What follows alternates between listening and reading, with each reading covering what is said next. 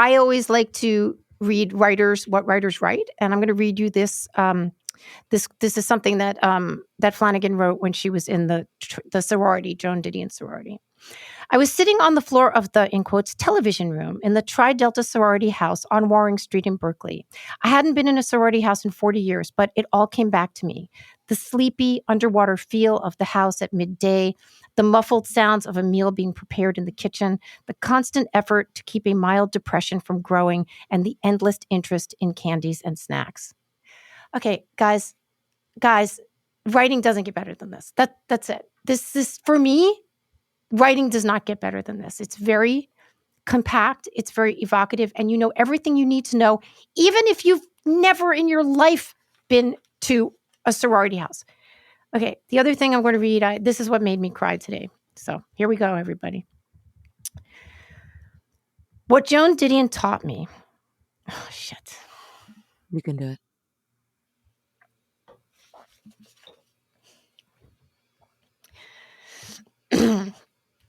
What Joan Didion taught me was that it didn't matter that I had such a messy, unenviable life. I could sit down all alone and write enough drafts to figure out what I thought about something and then punch it out into the culture. Action verbs. Yeah. So I'm gonna tell a little story.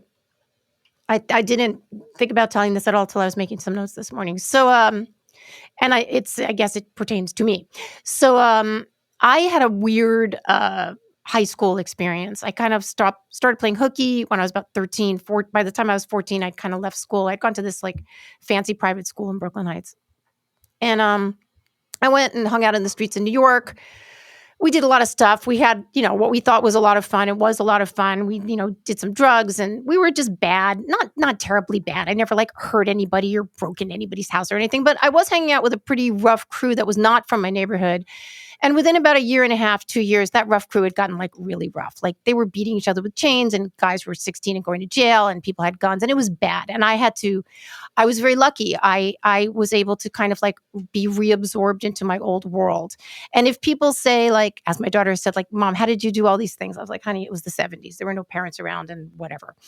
But I was reabsorbed and went back to my old school. I was now a year behind all the kids I'd gone to school with since first grade because I'd been out of school for 2 years. And I somehow got into this little class of 6 kids in the principal's office. Meanwhile, the principal had let me into the school when I was 4 years old. So I certainly knew who he was, but I was like kind of the bad girl now, but I was like kind of really keeping my head down, man. I had to get out of the world I'd been in.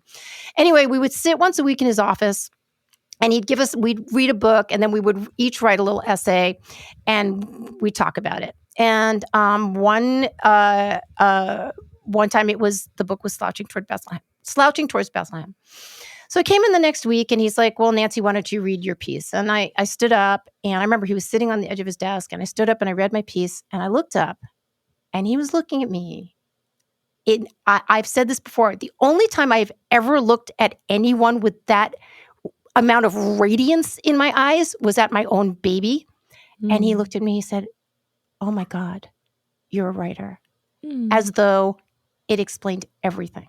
Mm-hmm. Everything that had happened for the past 3 years. Now, of course, I had no fucking idea what he was talking about. But in fact, he was right. Yeah. And it started with Didion for me.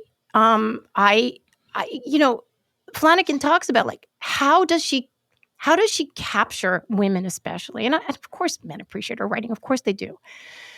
But there's a certain, and this also, it's interestingly, Flanagan writes, she was 14 when she was captured. And I was, 16. And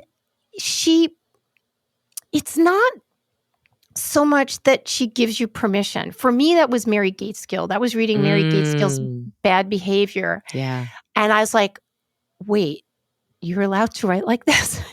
And I used to write some fiction. I every once in a while I'll kick out a little fiction, but I really moved to nonfiction. But something about the way Didion told a story, sort of, as an old editor I used to write for said, you tell your stories out of the side of the eye. Like there's a sort of elliptical quality. Like you're not hammering it. You're trying to like get under something. Anyway, she has been so profoundly important to me. And I'm not one that walks around talking about writers or venerating writers, but Joan Didion just is that person. And she is that person for Flanagan, though Flanagan also has some interesting, criticisms like, I know the entitlement, the riches. I know. I mean, there are certain things about Didion and that you're like, oh, she's a little blind to that thing. It's all fine.